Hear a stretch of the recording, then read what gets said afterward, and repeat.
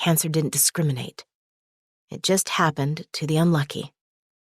And after a while, she'd finally accepted that the better question was really, why not her? She wasn't special.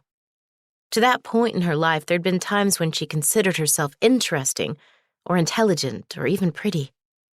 But the word special had never entered her mind. When she'd received her diagnosis, she would have sworn she was in perfect health. A month earlier, she'd visited Vadu Island in the Maldives on a photo shoot for Condé Nast.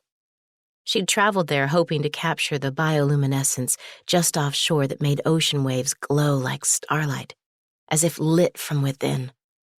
Sea plankton was responsible for the spectral, spectacular light, and she'd allotted extra time to shoot some images for personal use, perhaps for eventual sale in her gallery.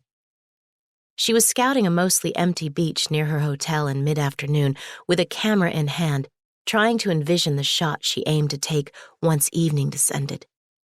She wanted to capture a hint of the shoreline, with perhaps a boulder in the foreground, the sky, and, of course, the waves just as they were cresting.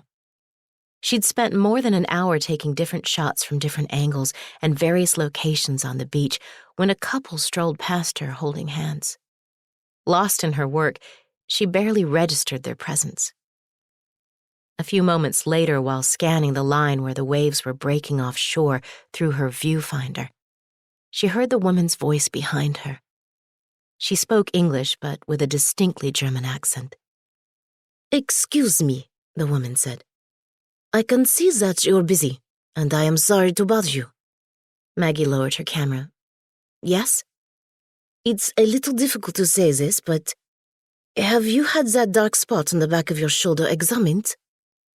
Maggie frowned, trying without success to see the spot between the straps of her bathing suit that the woman was referring to. "I didn't know I had a dark spot there."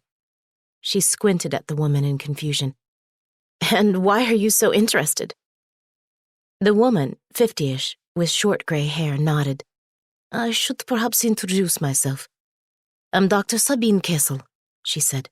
"I'm a dermatologist in Munich. The spot looks abnormal." Maggie blinked. "You mean like cancer?" "I don't know," the woman said, her expression cautious. "But if I were you, I'd have it examined as soon as possible. It could be nothing, of course. Or it could be serious." Dr. Kessel didn't have to add.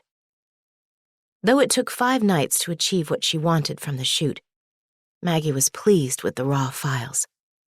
She would work on them extensively in digital post-production. The real art in photography these days almost always emerged in post. But she already knew the results would be spectacular.